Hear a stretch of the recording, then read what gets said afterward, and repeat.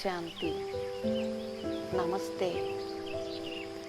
మనం మన మానసిక శక్తిని పెంచుకోవాలి అంటే, మనసుని మనం ఛార్జింగ్ చేసుకోవాలి అంటే, దానికి పరమాత్ముడు స్వయంగా ప్రబోధించిన యోగం రాజయోగం.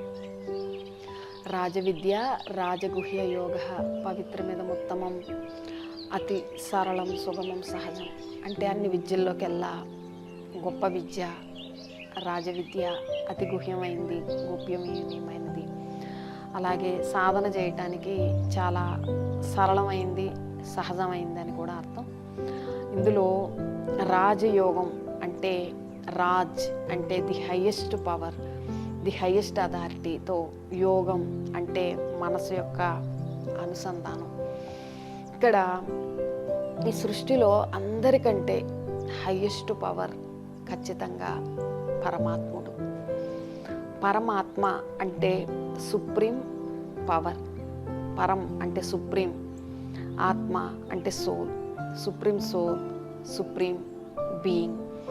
ఎలా అయితే మన శరీరానికి తండ్రి ఉంటారో, పరమాత్మ మన ఆత్మకు తండ్రి, సర్వాత్మలకి కూడా తండ్రి.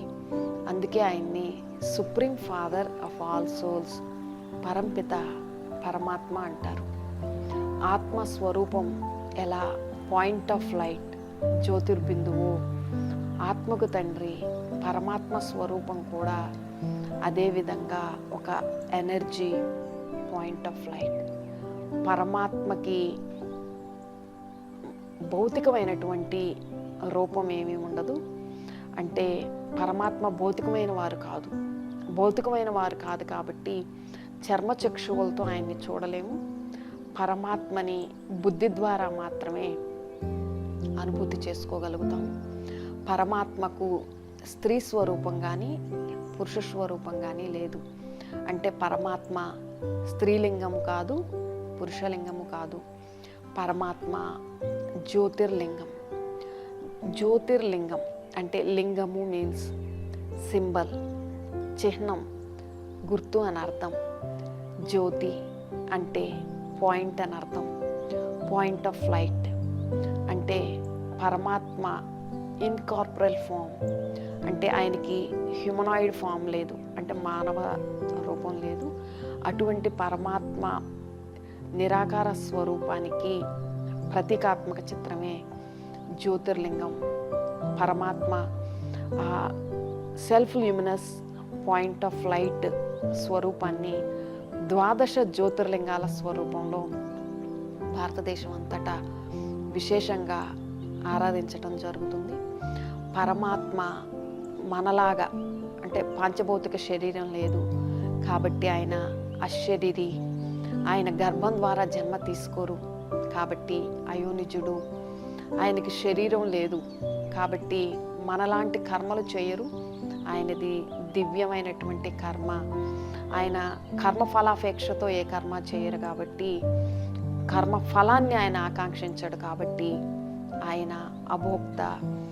జన్మే లేదు కాబట్టి, అంటే శరీరమే లేదు కాబట్టి ఆయన జన్మ మృత్యు అంటే బియాండ్ బర్త్ అండ్ డెత్.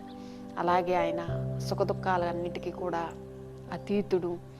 ఈ గుణాలన్నీ ఉన్నవాడే ఈశ్వరుడు పరమాత్మ. ఆయన్నే జ్యోతిగా, నూరుగా, పాయింట్ ఆఫ్ లైట్గా, పరమపురుషుడుగా, విద్యుత్ పురుషుడుగా, పురుషోత్తముడుగా, ఈ విధంగా రకరకాల రూపాల్లో అంటే రకరకాల పేర్లతో ఆరాధించేదైతే ఆ జ్యోతిబిందు స్వరూపాన్ని. పరమాత్మ స్వరూపం భగవద్గీతలో కూడా వర్ణించడం జరిగింది. పరమాత్ముడు తన నిజస్వరూప వర్ణన గురించి కవిం పురాణ మనుషా సితారా అనే శ్లోకంలో చెప్తూ తన నిజస్వరూపం అణువు కంటే చాలా సూక్ష్మమైందని ఆయన చెప్పడం జరిగింది. ఇక్కడ అంటే ఒక రకంగా చెప్పాలి అంటే ఆయన అణువు అంటే పరమాణు అంత సూక్ష్మం. పరమాణువుని మనం విభజించలేం కదా, పరమాణువుని మనం కళ్ళతో కూడా చూడలేం.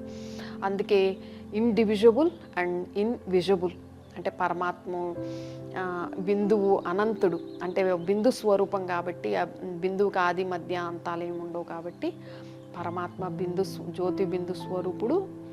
పరమాత్మ చర్మచక్షువులకి కనిపించినటువంటి వాడు. జ్ఞాననేత్రం ద్వారా, అంటే జ్ఞానం ద్వారా అర్థం చేసుకొని అవగతం చేసుకోవాల్సిన వాడు జ్యోతి బిందు స్వరూపుడు. ఆ జ్యోతి బిందు స్వరూపానికే శివ అన్న పేరు. ఓం శాంతి.